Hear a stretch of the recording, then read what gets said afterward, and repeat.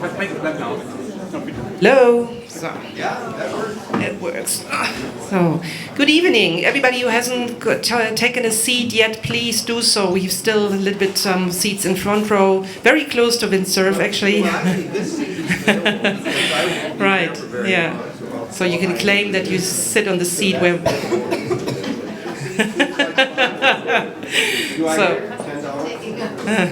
Okay, so please be shy. Join us here in the front. So, very warm welcome here to our 5th edition of the AI&I event series here in the Soho House in Berlin. That's one of our most favorite locations. I just told Vint Cerf that this has been the former headquarters of the youth organization of the GDR. You know this as FFDJ. But I think it's much nicer today. So we are very happy to have you here. I'm the managing director of the Vodafone Institute, which is the European think tank of the Vodafone Group, but we are located here in Berlin, and this is good. So we run this series here in, let's say, pretty locations with digital masterminds, because we want to discuss the impact of groundbreaking technologies on our economies and our societies. So, and we are actually super happy to have Vint Cerf here tonight with us, because he's here for Internet Governance Forum. And who has been at Internet Governance Forum in the last days? Yeah, here. So everybody who hasn't been there, go there, because it's a unique opportunity. It's really great. So many bright people there, and very good discussions on the future of the web. So actually, when you Google Vint Cerf, who is also the vice president and chief internet evangelist for Google, the first thing that pops up is that he's the father of the internet. And he's not resisting if you tell him that he's considered as to be one, because 30 years ago he created the foundation for the web, or even more than 30 years ago, as I just learned, with the TCP IP protocol. This time I pronounced it correctly. So we are keen to hear about the past and the future vision of the internet, and why you think that AI in fact stands often more for artificial idiot than for artificial intelligence. So, and before I hand it over to Alex Görlach, who's going to host this discussion and talk with Vint Cerf tonight, just one housekeeping thing. As always, and the people who have joined us for former events know this, we are super happy if you stay here after the event, have some drinks and some food with us, and inspiring conversations. And now, Alex, I hand it over to you. Enjoy the talk.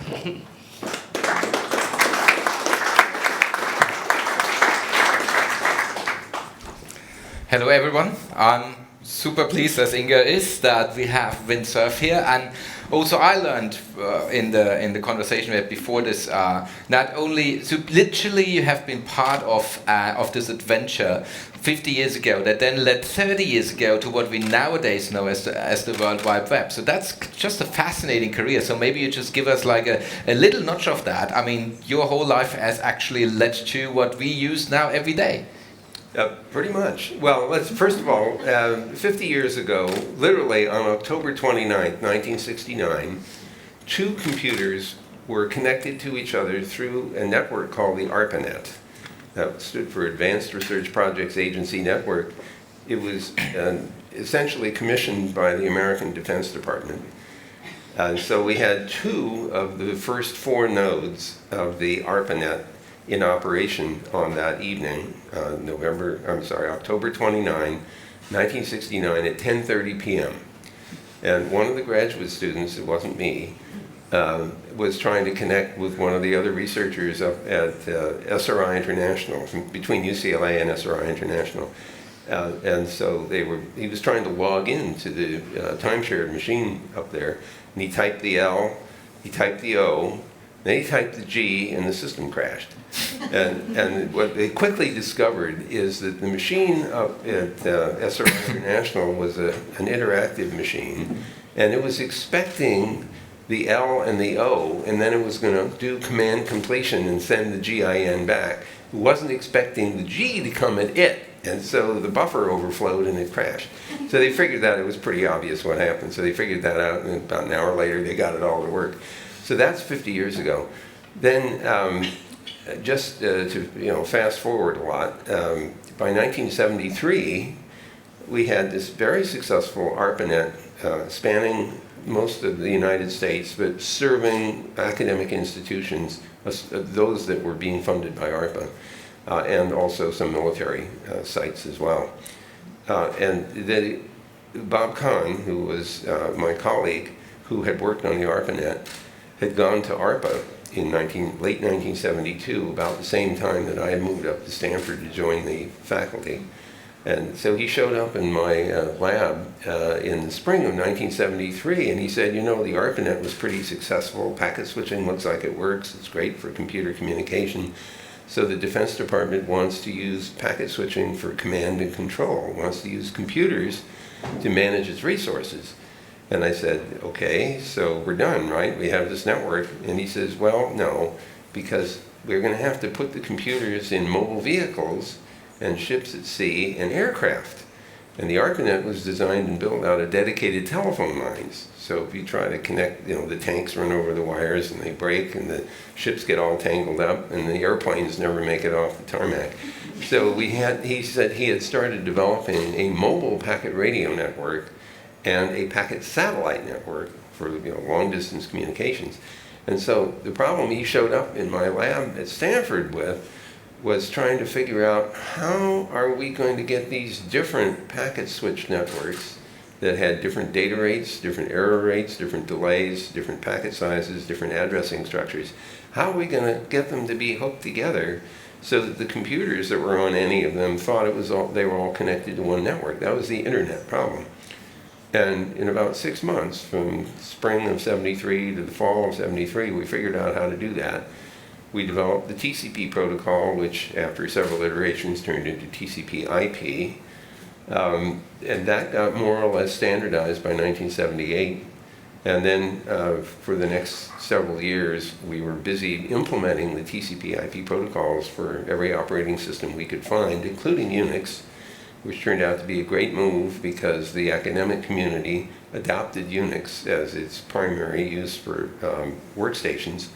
And Ethernet, which had been developed in May of 1973 at Xerox PARC by Bob Metcalf.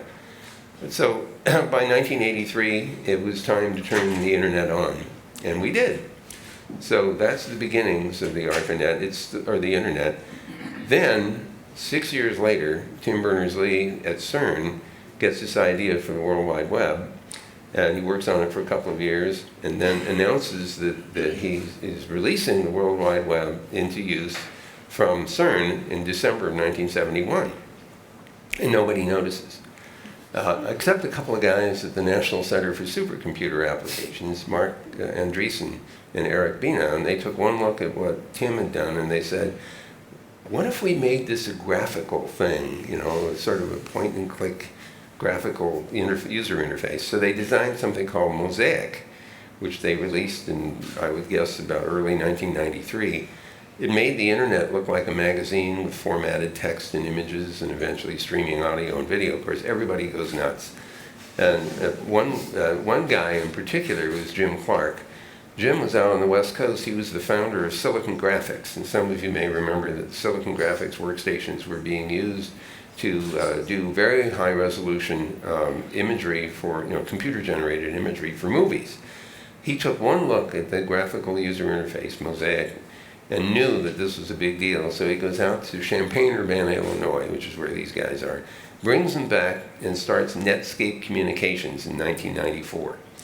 And by totally ironically, I had moved from Stanford University, from CNRI, where I was working with Bob Kahn.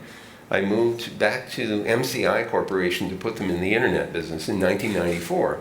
And so as soon as I saw what they were doing out at Netscape Communications, I bought $7 million worth of licenses so we could build a shopping mall on the internet in 1994. We were just a little early, it turns out, and a little ahead of our time. What I should have done is bought $7 million worth of stock, because they went public. The Netscape Communications guys went public in 1995, and the stock went through the roof. And it's the beginning of the dot boom. Everybody is getting money from the venture capital people. And eventually, of course, some of those businesses didn't really have very good business plans at all. And so they failed around April of 2000. That was called the dot bust. But the internet kept growing at about 100% a year during those years. So that period of time, we get past the dot bust. And then we start seeing some interesting developments, including 2007, which remember now, only 12 years ago. And that's when Steve Jobs releases the smartphone, the iPhone.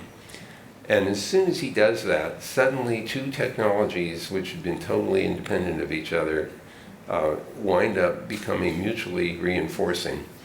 So the mobile phone, the smartphone, makes the internet more accessible because you can get to it anywhere you can get a signal for the smartphone, and the internet makes the smartphone more useful, or the web makes it more useful because of all the applications that you could run on the mobile phone that have access to all the resources of the internet. So by 2007, we're seeing these mutually reinforcing technologies coming along. I'm sorry, that probably took longer than you intended, but that takes you, through a lot of the major milestones, not counting all the things that happened here in Europe to make the internet possible. And there was very significant efforts in the academic community to implement TCP/IP, in spite of the fact that there was this other protocol called OSI, and it was competing for quite a while, except there weren't very many implementations, just a whole lot of documentation. And we did it the other way. We built the thing, tried to make sure it worked, and then we documented it. So it's hardly impossible to not be excited about technology once we listen to you. However, we have spin out new data that actually, especially in Germany, but in all of Europe, people have a certain fatigue, if not even like reluctance to be accepting the, let's say, the benefits and the blessings of technology. And you, I believe in the late 60s, spent the summer on the Stanford campus near Stuttgart, and you have been coming back to Germany every year, so you know this country quite well.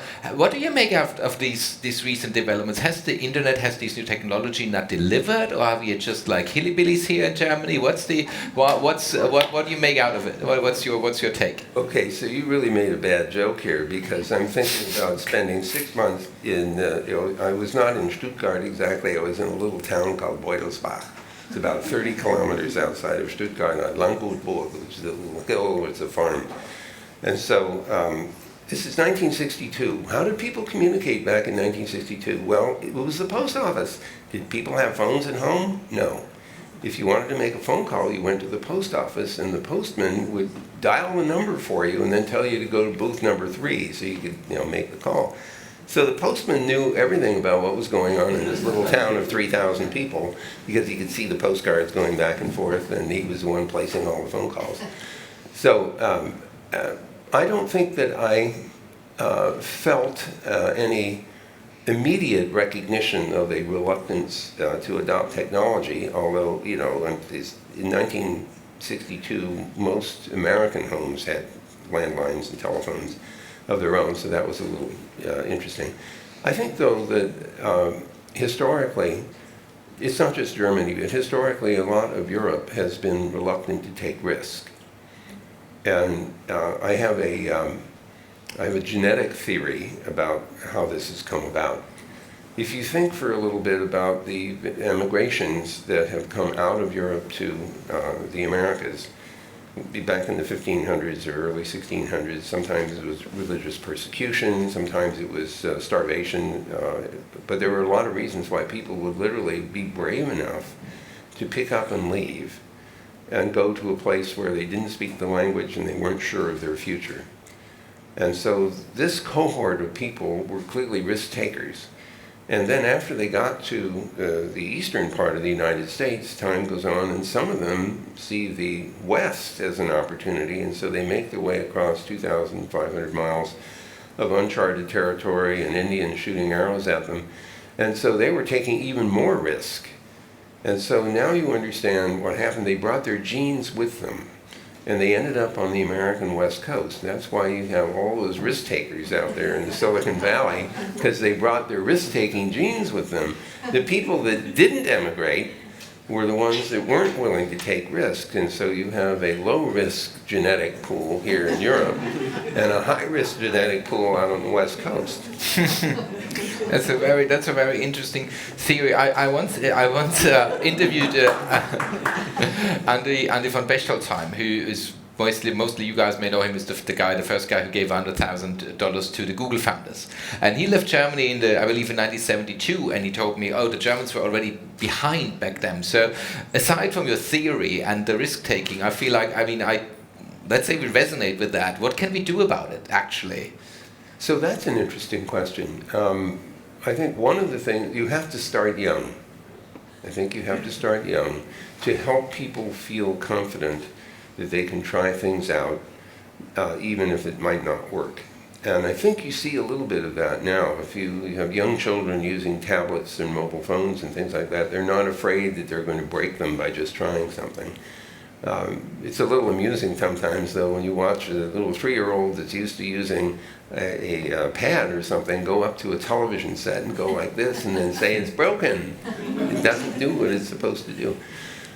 So I think starting early to make children comfortable with trying things out and to reward them, not punish them when things don't work or not scare them or whatever, I think is a good way to start. And then after a while, they get accustomed to being willing to try something that's new and different. There's a second thing that I think we need to do, though, and this applies to everybody, Americans and everybody else. And that has to do with the fact that the length of life, lifespans, are getting longer. So children that are born today could very easily live to be 100 years old. I really envy that. I mean, think about being alive in 2120. It's the 22nd century. It's sort of like science fiction. Of course, I feel that way about 2019, and I look at that and I say, there must have been a time warp. It wasn't in 1999, just a couple of weeks ago. So those kids, if they live to 100, are going to have careers that will last 70 or 80 years. I want you to think for just a second, given what we just talked about, like 12 years ago, the smartphone shows up, totally changes our lives. Imagine 7 decades of revolutions like that. You know, 1 every 10 years would not be an unreasonable expectation that something really new and interesting would come about. So during that period of time, you have to learn new things. You can't possibly learn enough to have a career last for 70 years in the first 20 or 25 years of your life. That means everybody's going to have to learn how to learn, and they're even going to have to want to learn. A lot of people don't, right? It's hard work. And why can't I just keep doing what I've been doing? Everything was okay for the last 10 years. You know, why do I have to do something new? Well, the answer is because your job doesn't work anymore. You have to learn how to do something else. So my guess is that our societies will be driven towards this willingness to try new things and need to try new things by sheer necessity. I mean, that's always been like in history, there's a technological progress, let's say the printing press, and that brings a lot of turmoil also to the political order and to the social fabric of societies. And I hear you say now we will be seeing this like in even shorter distances, like when more accelerating. Like Alvin Toffler wrote this book 50 years ago, The Future Shock, and he was saying like progress will be like so accelerating that even elites are not possible of keeping up with it. And I'm not sure how you view that, but I think like maybe we are in such a time now where we see this exponential growth. And but how do we react to that? How is lawmaking, how is regulation, how is society, how is ethics reacting to that? Well, first of all, let me give you an example of how the problem also has the seeds of its own solution. So think about the things that we do today. We use a lot of different applications on the net. We make products at Google that are voice interactive. Instead of having to know how to program or what button to push or what have you have these voice interactions. And so that's a lot easier than having to learn how to program something. And so in a sense, the artificial intelligence and machine learning tools are helping to make it easier for us to make use of new technology because the interface to it is the old and comfortable one of voice interaction. Although there are going to be times when this is awkward. I'll give you an example. Imagine you're in this room and you walk in, it's a voice interactive room, and you say, turn on the lights. And it says, which ones? And you're sitting here trying to figure out, okay, so how do I tell it which ones? I mean, do I have to give them names like Georg and Frank and Eddie? Turn Eddie on, turn Georg off. We have to figure out, we'll have to, you don't want to negotiate every time you walk into the room and say, turn on the lights. So sometimes it's easier to just go and flip a switch, or poke a button or a little screen. But the idea here is that we may be able to make more comfortable the interactions with high tech. So one of the most interesting things about seriously high technology is that it looks easy to use and it hides all the complexity behind it. So think about driving a car. You have to learn how to drive a car. We have training classes to teach you how to drive cars. And we make you get licenses to show you know what the rules are. I've met young children who say, I'm not interested in getting a license. And, I remember when I turned 16, I couldn't wait to get the keys to the car. These kids are saying, I don't need to do that because I'll be, by the time I'm old enough to do that, the cars will drive themselves and I'll just get in and tell them where I want to go. And that's not an unreasonable kind of prediction. One of our sister companies, Waymo, makes self-driving cars. I took a ride in one a couple of weeks ago. That's that's one thing is like the convenience, and people are always very proud to use new technologies, even though they complain about it like big time, but still everybody's using it. But then there's like the convergence between humans and machines, that how are algorithms or how is AI capable of mimicking like comprehension that humans are capable of having. So that's just, there's more to it than just like switching the lights on or off. Well, this is true. Let me give you another couple of examples and maybe even a reading assignment. Two reading assignments. And there'll be a final exam on Friday. The first reading assignment is a book called The Machine Stops, written in 1909 by E.M. Forster. It's about a society which is maintained by a machine. It delivers food to everybody's home. There is a way of communicating from home to home, so people never leave their homes. They always interact remotely. Doesn't that sound familiar? And then one day the machine stops working. And the question is, what happens to that society, which has become very dependent on it? Now, I tell you this, I won't tell you what happens. You have to go read the book. But what's important is that we are becoming very dependent on complex technologies. And some of those technologies are brittle. They don't always work. And some of you will have experienced what it's like when your mobile has run out of power or there's no signal anywhere, and you can't do what you normally would have done during the course of the day.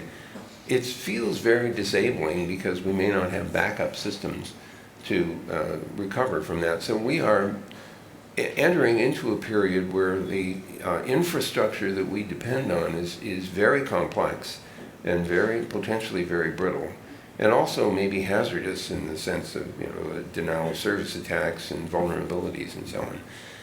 So I think the point I want to make here is that we should be thoughtful about, as technologists, we should be thoughtful about the infrastructure that we offer to people and say, you should rely on this because it's so convenient.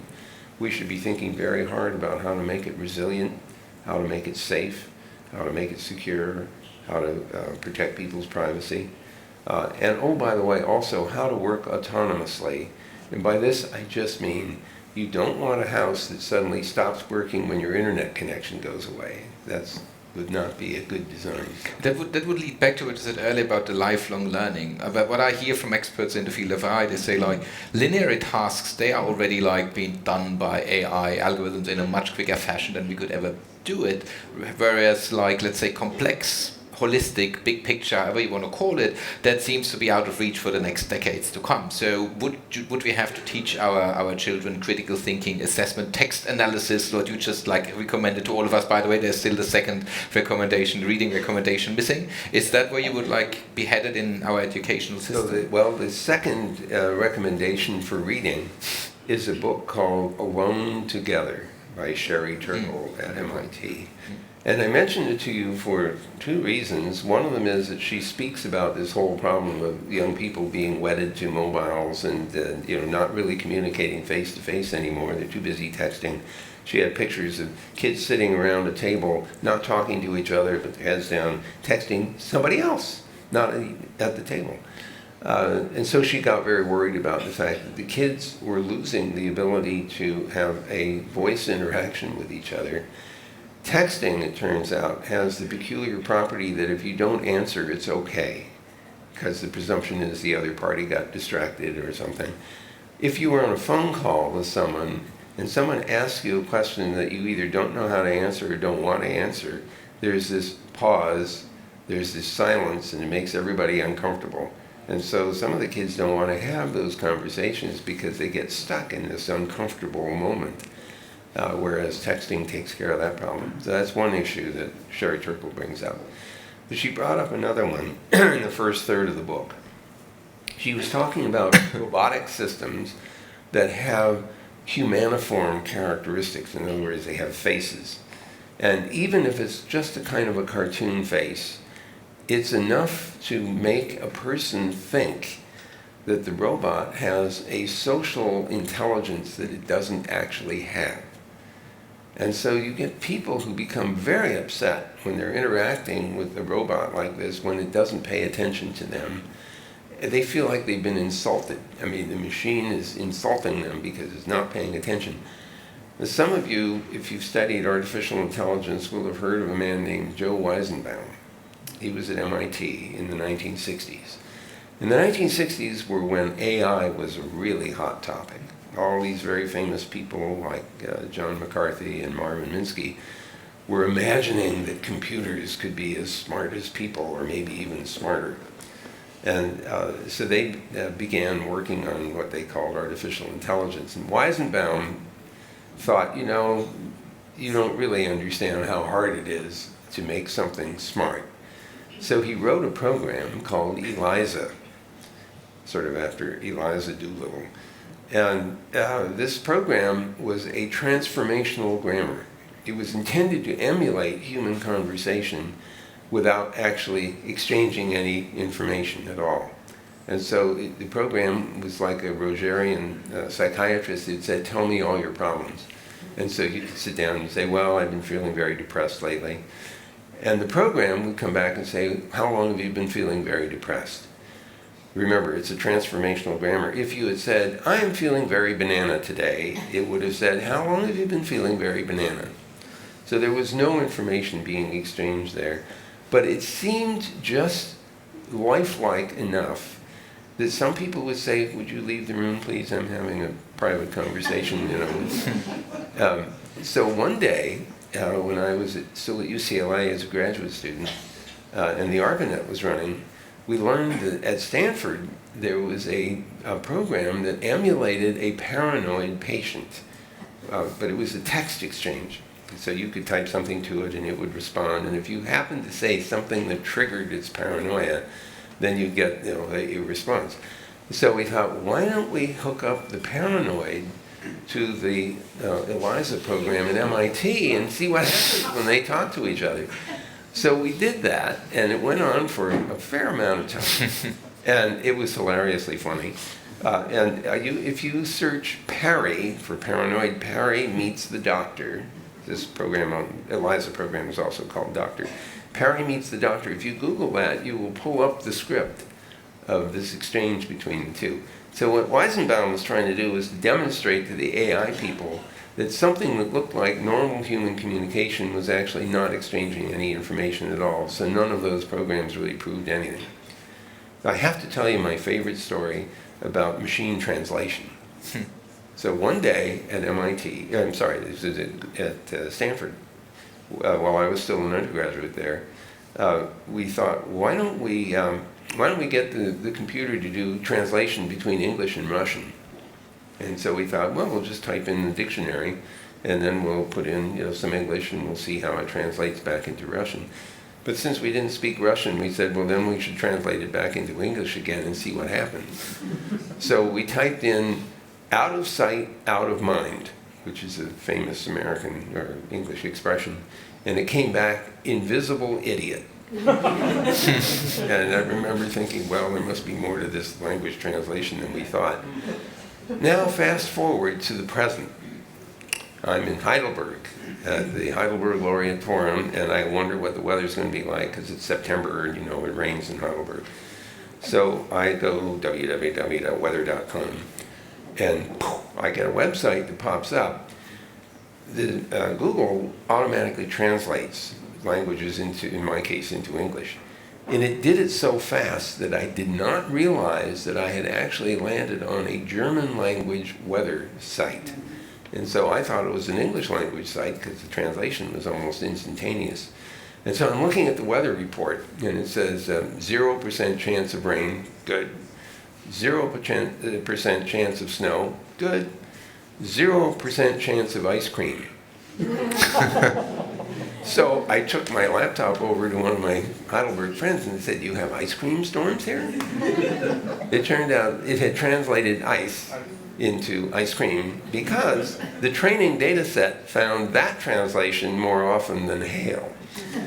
So, of course, I sent that note to the language translation guys at Google saying, I think there's something wrong with their translation program. But, you know, it's an example of how these things break because they're based on statistical properties of large tranches of text or large quantities of images or large quantities of sound. And we can't always be sure that the base material isn't either biased or introduces some other, weaknesses and brittleness, like getting ice translated the wrong way. But that's I mean, it's literally like opening a very interesting and also like important. You talk. I mean, we go in artificial intelligence, so we have now broken with the notion that, like, I guess everyday people would say like it's like our intelligence and maybe even smarter, but I guess it's just mimicking, like in a sense, like our comprehension capabilities, if you will. But if I understood it correctly, from typing in the dictionary and giving like semantics, now we are just to numerics, like how often a word appears in this and that context, and this is how we know. Roughly speaking. Yeah. So that also means that like the on top ingredient, and it sounds a little like what you said about Sherry's book, is also like empathy and other human-like qualities, which are not like I would say not esoteric, but just really like in decision making and in all our human processes, like very relevant. So how do we factor this in the future where machines and humans will be more aligned? So I think almost certainly the point at which we might have an empathetic kind of interaction with an artificial intelligence might come if part of the experience of a robot is to sense the environment. Can it see? Can it hear? Can it touch? Has it experienced water running over the hand? Can it smell? And it is the commonality of our experience that might actually allow a machine-based intelligence to have a semantically deep conversation with us because we shared something in common. We had experiences in common. If you have no experiences in common, it's hard to imagine a basis for a successful semantic interaction.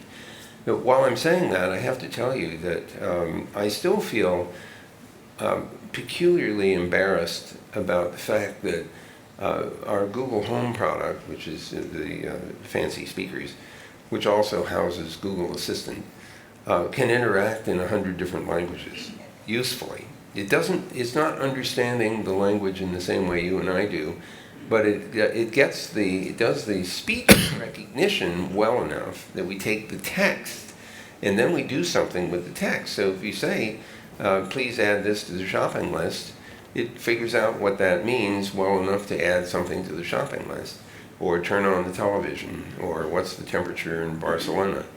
And so the machine, while it's not having a deep conversation with us, is still doing something useful. So it's understanding in some pragmatic way.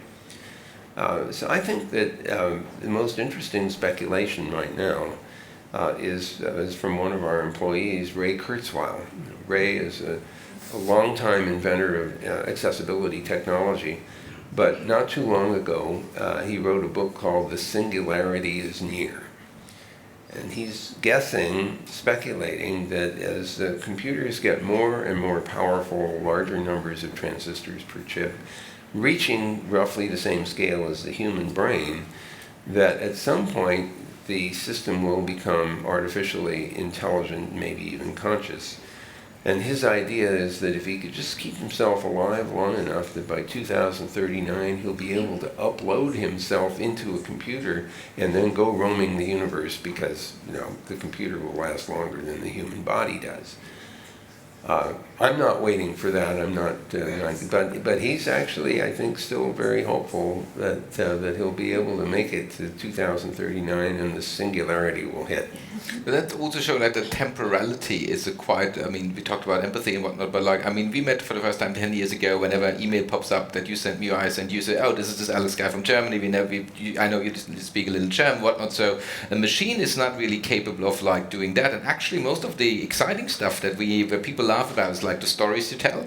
And when we come to these utopias like Go West or the singularity is near, so is that something that will be like in the realm of our human interaction, be like specific to us, and that is actually like every talk about like technologies taking over in this sense is like one of the doomsday scenarios that will never going to happen? Well, considering what we do with our mobiles, what makes you think the technology hasn't taken over already?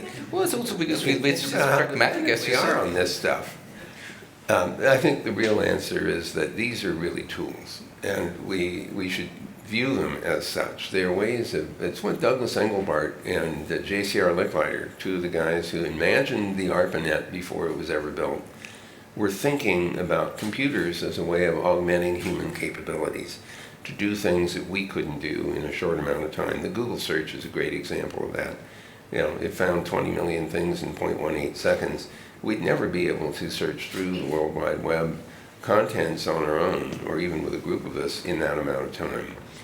So Licklider and Douglas Engelbart both felt viscerally that computers would become aids to our ability to do things, augmenting our capability. And I think they're right about that. So that's really what we're seeing right now, is this increasing capability of a machine to do something for us, and as a matter of convenience. So a lot of machines are going to be interacting with each other on our behalf. We've just been in the city and in the whole country celebrated 30 years of the fall of the Berlin Wall, and obviously that highlights the intersection also of, or the liberation, the liberative like dimension of technology. And now, I mean, many would argue we are like in a system competition or battle between China, who has a more authoritarian approach to technology and confining the people's like thinking by surveillance, and thereby also in a Kurzweilian sense anticipating what they may be thinking, and that may be like being bad for the party, whereas we in the West, Europe and America have a different approach to that. So how do you see like the stance that the technology will take in the liberation of societies and humans? Well, that's actually a very interesting question, because the technology, a lot of technologies are a two-edged sword. You can do great good with them, and you can also do great damage. In the case of the Chinese surveillance, for example, that's an attempt to manage the population and its attitudes and everything else in order to keep a stable society. So what they're trying to avoid is an uprising of some kind. And they'll claim, of course, that an uprising would be very damaging to everybody, and so therefore what they're doing is it's a constructive thing to do to keep the society stable. Of course, it also has the side effect of preserving the existing regime. Many of the Chinese senior leadership know that the 7 major changes in regimes in China were always preceded by a peasant revolt. And so you can understand the logic of what they're trying to do. I think what we're trying to do in the West is to make use of these technologies in order to empower people to do things that they wouldn't otherwise be able to do. And that's a very different perspective. The thing is that the same technologies will allow us to do both of those things. And so now it becomes a matter of choice. What is it that we want to do with these technologies? What kind of a society do we want to live in? And I think many of us in the West would prefer one where we are empowered to do things by these technologies that allow us to concentrate on something other than some menial thing. then we would have to be like more optimistic here in the so-called old world. And I mean, I hear like the GDPR, like our news, like sort of like lawmaking in terms of consumer protection and privacy. Actually, people in the Valley in America like these kind of things. Actually, many here didn't like it too much. But is that like a new kind of synergy when you add like some Europeanness to your business ideas in terms of like ethical implications and societal implications? Is that something where the old and the new world like can work together, and where like the cautiousness and the entrepreneurial spirit could go together? Is that how do you envision like America and Europe working together as the free world? Well, I will say that the experiences in Europe color people's views and concerns. And I can remember George Soros, who's from Hungary, speaking at an Internet Society annual conference in 1994. So it's quite a long time, 25 years ago. And Soros said to me, and to all of us, just because the Internet is open today, in 1994, does not mean it will stay that way. That that he had lived through a very, very restrictive regime in Hungary, and so his words were prophetic, because we're now seeing exactly what you were suggesting, which is some regimes are using this technology in order to control their population. I think we in the West would like to use the technology to empower our population. I think we have some time for some questions now. There are microphones. Would you raise your hand, identify yourself, and shoot the questions? Who goes first? So I was hoping a little drone would bring the microphone over to somebody. That would be there you go. I actually had an experience once. Somebody stuck a little hat on me that had a bunch of little electrodes on it. And I was told, you have 30 seconds to train the drone to fly. And so I'm sitting here thinking, well, that'll be interesting. And so they put this thing on my head, and I actually got the drone to fly up and down. And I learned later that they had carefully programmed it so no matter what I did, it would not go anywhere else, because they were afraid it would fly over and land on somebody. That would be bad. So where's the microphone landing now? There you go. Okay, hi there. Hi, thank you for this very inspiring talk. I was wondering, in the beginning you were mentioning that the interaction modes are getting easier and that it is more accessible. And I was wondering, what are your thoughts on that? Is that actually a way that makes it more convenient? Of course, and we can all use it more, so it gets more used in general, but is there also like a danger that it suggests it's all super easy, but the complexity behind it is super important to understand that how do algorithms work and stuff like that. So do you think for a whole society, or looking at us as a whole society, does it even maybe break apart the people into these specialists who understand it and a broad society who is not even thinking about these things? So and this is a very perceptive question. I want you to think for just a moment about how religions worked for quite a long time. The priests, I'm not picking on any one religion, but someone who is held high in a religious structure was the intermediary between you and whichever god the priest was representing, and often using a language you didn't speak, and using rituals that you didn't understand. And the whole idea was that these were mysteries that you were not capable of understanding, but this intermediary could. And so you could imagine a society that grows up where you bring in a whole bunch of devices into the house, all these automated things, and then you have to call the geek priest to come out and organize everything and configure it for you. And we're already almost there. I had to hire a guy to put together for me an entertainment system down in my basement with just parts that he pulled all together and then programmed them so that it would be easy to poke a button and say, play a movie. The only problem I have is that sometimes it doesn't work right. And even though I think he left me with the source code, I don't really have time to go in and debug that, so I have to call my geek priest to come out and figure out why this thing isn't working anymore. And this is what causes me to worry about a fragile future for our society if things get so complex that we're not capable of dealing with some of them. We deal today with a lot of devices whose inner workings we don't know enough about. Now, it used to be the case, for example, if you had a car, that it was mostly mechanical. And so you could learn how to fix things that broke. Today, there is this giant computer chip that actually controls the car. And so when something doesn't work right, it's not so easy to debug the computer chip. You actually need to go down to the station or to the repair shop, and somebody plugs in a diagnostic tool and tries to figure out what's wrong. And we can't, we're just unable to do that. So where do I want to go with this? I worry about creating a society that's heavily dependent on a potentially fragile infrastructure. And I suppose your thought about there being different classes of people could emerge out of that. There's a bit of that today. There are specialists, and they do things that you and I can't do. That includes lawyers, attorneys, notaries, doctors, car specialists that fix your automobile, and a whole series of other things. It even is as, it doesn't have to be high tech. I don't know about you, but I'm not very good about fixing mechanical stuff. So if there's a plumbing problem in the house, I usually call an expert for two reasons. First of all, they have the right tools. And second, whenever I try to fix anything, I have to go to the hardware store 3 times. The first time I go to get the stuff I need.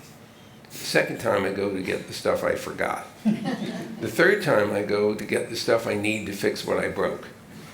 And so we're already in a kind of a structured society where experts occupy a special place.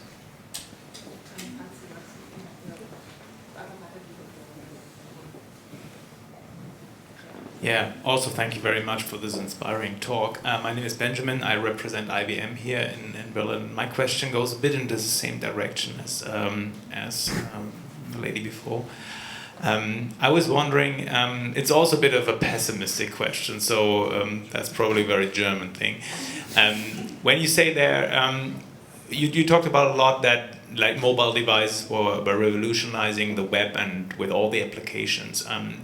Is that purely a positive development? Because what I'm always concerned is about the lack of concentration and the distraction you always have with mobile devices. Of course, it is up to you how you program the app. I mean, it doesn't have to blink and to beep all the time. But I mean, there are already studies that people tend to concentrate less and less and less, and that they are distracted in a big way. So, is this? If we can talk about like whose fault it is it the fault of mobile devices, or is it just our own fault because we're not really capable of really using it in a meaningful way? So this is actually a very important observation that you're making for several reasons. The first one is that some people who make those applications know exactly that people will become addicted to the device, or they will exhibit what's called fear of missing out, FOMO. Your question suggests that we need to have psychologists and physiologists and neurologists and so on paying attention to what we're doing when we build these various applications. You're familiar with the term emergent properties. Sometimes these behaviors that you're describing were not predicted, and they emerged out of the way in which the system functioned. Of course, some of them were expected, and people took advantage of that and deliberately have done things to try to take advantage of that behavior pattern. A good example of that would be things like Twitter, where the number of followers that you have is the important thing, and you want constantly to find out what other people are tweeting, and you want to respond. You want more people to pay attention to you, and so you say outrageous things in order to get more attention, and so you get these extreme behaviors that are partly driven by the feedback loops that the makers of the applications are anticipating they will trigger in you. Maybe if we know that that's what's going on, then we can resist that because we know that that's happening. On the other hand, you could easily fall into this FOMO behavior patterns. So there are some companies, Apple for example, that are building applications to help you resist getting access to some of the apps in order to stay more concentrated. My older son writes a lot, and he said that he uses a Macintosh, and he has a program in it that shuts off the email and any kind of, other kind of interactive thing. It simply won't run it for X number of hours. And so, and he feels like he needs that boost in determination so that he doesn't actually drift off. And you know how this happens. It's like potato chips, right? You can't answer one email. Yeah, and then there's another one that shows up, and then you have this fear, oh my God, the stack is getting bigger and bigger, well, I'm going to run and try to finish that. And then pretty soon you didn't get anything done. So I think you're right to put your finger on that, and one would hope that self-awareness plus some additional help with the applications might help us fight back. But it's a very real phenomenon. Yes, sir. Vince, I know you are involved in this Californian initiative A4J, Innovation for Jobs. Yes, of course. You spoke a little bit how it feels for us, this new technology. What will do this new technology, this new world with our jobs, with our working life? What are the changes there? So this Innovation for Jobs group, by the way, pretty interesting debates go on online. It's very active with Steve Deming and Kurt Carlson. So it started out when we were thinking about how does innovation change the workplace? And in some cases it makes some jobs supernumerary, redundant, and in some cases it creates new jobs. So we believed, the first conclusion that we reached, of course, is that some jobs will definitely go away and new jobs will be created. So we talked about that a little bit. We've also discovered that there are people who have disabilities that also go along with capabilities that other people don't have. This is what David Nordfors, my co-founder of Innovation for Jobs, observed. So, for example, people with on the Asperger's spectrum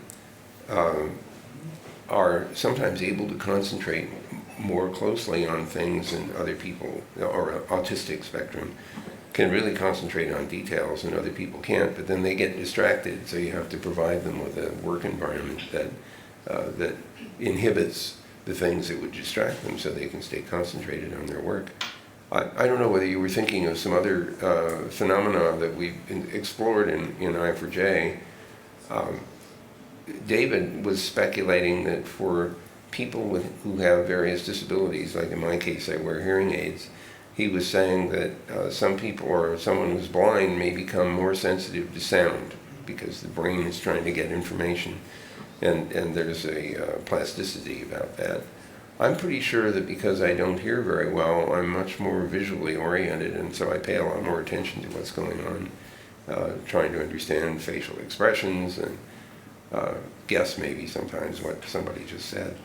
So the I4J guys are relatively positive about the arrival of technology because it may actually enable somebody to do work that they couldn't otherwise do. So we become very focused on disabilities of various kinds and assistive technology to overcome some of those disabilities. And in some cases, exercise what David calls cool abilities that other people don't have. Hello, Yes. this is Maria Neudorf from the Oxford Internet Institute. Hey, good for you. Thank you. I agree. So we have artificial intelligence and specifically machine learning, which we know rely a lot on data sets. And then, of course, also we have some issues with data sets. They are encoding biases, they are encoding values, and one of the jobs that AI actually creates is also very cheap labor in labeling, for example, images and saying that's a cat image, that's a dog image, which first of all, some human needs to do that labor in order for an AI and a machine learning to be fed that sort of data. So I wonder, do you think those issues that we have with data sets, both in creating data sets and then also in the problematic kind of data sets that we are using and then encoding that into an artificial intelligence, is that a trajectory that we have with AI that we cannot get rid of, or is that something that we will eventually figure out in the next couple of years? And how is that going to impact the trajectory of the technology we're building right now? So a couple of things occur to me. The first one is that the current way of training these machine learning systems is pretty, I would say, crude. The first problem we have is that no matter what the training data sets are, the actual structure of the machine language multi-layer neural network is potentially extremely diverse. I mean, if you think of these things as weighted graphs inside each layer, and you're passing information from the top layers down to the next one and further on down. And the question is, how are the inputs received and weighted in the neural structure, and how much of the state of the upper layer is passed to the lower layer? The reason I go into all this is that there are a large number of different ways of deciding how to interconnect these layers. In some cases, every state in the upper layer goes into the lower layer. In some cases, you select a subset of states in order to collapse the state space. We don't have automated ways of designing what those interconnections should look like. And so one possibility is to design a system that explores the interconnection space, the way in which the machine learning architecture is structured. And that might actually allow us to build better and better machine learning networks because we explore what the design space looks like. The second thing that I'm beginning to get very interested in is the idea that the machine learning structure has a model of itself, and it uses the model of itself to figure out whether it's working properly or not. And the idea of a machine that sort of knows what should be going on about itself, it feels like it's edging into a space of learning by exposure to experience. And that starts to look like the essence of the way human beings learn as well, because we observe things and we do experiments all the time. If you watch a little 6-month-old or maybe a 9-month-old crawling along, every possible thing it finds on the floor might be food, so it goes into the mouth. And it discovers after a while that some things aren't food, and eventually it doesn't try that anymore. This idea of allowing machines to experiment and learn from it is pretty interesting. We have some experience with this at Google. One of the tasks that we decided to get a machine to train itself to do was to grab arbitrary objects out of a bin and then toss them into a sorting arrangement. And this system got pretty good. It didn't know anything about how to pick anything up. It sort of, randomly was trying things out, and every once in a while it would discover it could pick something up. So it remembered that it could do that. And eventually it got very good at picking something out, like a banana or a telephone or a baseball bat or a ball, and throwing it into the right place in the sorting bins. In fact, the machine was better than a lot of people were. So that was a bit of a surprise. The other thing that we did, which was also very practical, our data centers use up a lot of power. And so there's a lot of heat generated as a result, and we have to get rid of the heat. So the question is, how do you cool things off? And the answer is, well, you run cold water through these heat exchange systems in order to keep the data center computers from getting too hot. And once a week, some poor programmer or an engineer would have to sit down and figure out, okay, how do I set the valves and the pump speeds in order to move water through the system to minimize the amount of power required to cool the data center. And so this was a fairly slow, iterative process. And then somebody said, why don't we train a neural network to do this? So for some period of time, I don't know how long, they had the system training itself to reduce the power requirements. So that was the primary metric. It's very helpful, by the way, in a machine learning system to have a metric that's really easy to express, because then you can easily calculate whether or not you're succeeding. So after quite a long time, they managed to get this thing to control the valve and pumping systems, and they saved 40% of the required power to cool the data center. And so everybody's eyes got pretty big, and they said, well, maybe we should do that in all the data centers and save power. So I think there are really pragmatic applications that we can use or discover, but a lot of them will depend on how well we get the computer to choose a metric that it's trying to optimize, and how well we get it to interact with its environment so it can learn from its experiences. I think we have time for one more question. Do we have one more question? I'm sure there's someone coming. Well, there's one up here in front. Oh, there's two. Yeah. Well, then just make it a quick question so we can take 2 questions. Sure. Okay. My name is Thomas Weger. I'm professor at TU Berlin, and I'm chairing the focus group on artificial intelligence for health at the World Health Organization. And we had a submission to us to look at a project where people would use lifestyle data to predict whether or not you would be addicted to opioids in a year from now. Wow, okay. Okay. And it's clear people are very sensitive to health data. They are not so sensitive to lifestyle data.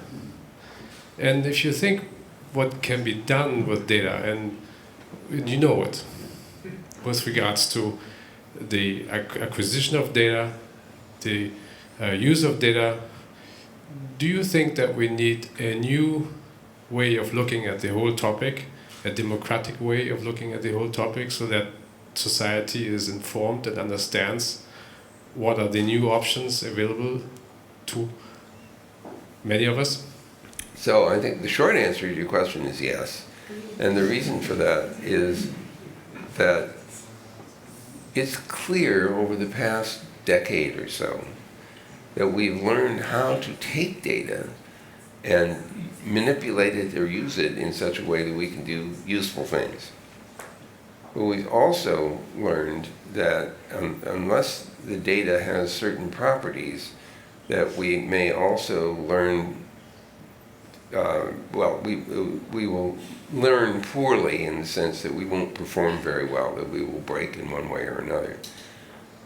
I think that the more we work with the various available data sets, maybe the deeper our insights will be into how to tell whether the data is actually good for what we want it to do. This one thing I worry about is that the data is actually subtly not useful for what we're trying to train a machine to do, because it has either built-in biases or there are other weaknesses buried in the data that we don't understand and don't know about because we couldn't imagine what might be wrong with that particular driving data. So I think that in the end, we will have to learn how to either create or measure or select data for high quality in order to make sure what we learn from it is what we want it to learn and not something else. Okay, I think I have one more here. So what are your thoughts on the impact that AI is going to make on the labor market especially, and maybe especially on the risks and dangers? So the first thing I would say is that the AI capability will almost certainly make us more productive rather than less productive.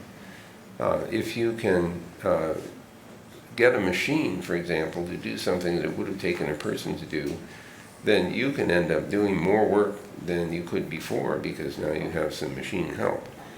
Now the other issue is, what about the jobs that might have gone away because the machine learning system or the robotic system now does a bunch of work that a person used to do? And the obvious answer to that is that there will be new jobs for people to do, whether it's programming the system or training the system or creating new material, new inputs and data in order to get the machine to do something new, or maybe designing and building the machines in the first place. So I'm not worried that we will run out of jobs. What I do worry is that we'll run out of skill and that we will need to get people to learn new things. My understanding of the German work system is that you still have the notion of apprenticeships and that you make good use of that in two different ways. One of them is you learn by doing. And it's amazing how powerful an attempt to do something that doesn't work. It's a really good teaching experience. I mean, I remember trying to make bread. My wife is an expert bread maker. And so I'm off there thinking, well, if she can do it, I can do it. So I make my dough and I do all this other stuff. And I bake a brick, basically. And so, I take my brick to my wife and I say, what happened? And she says, well, you didn't put in the right amount of baking soda, or, you kneaded it too much, and you killed the bacteria or whatever it was. And so I learned more from that experience holding the damn brick that I was so disappointed in making than if I had read, a little instruction for that. By the way, YouTube is turning out to be a really fantastic resource, which I used to dismiss. I used to think of, well, YouTube is where you go to look at cats, big deal.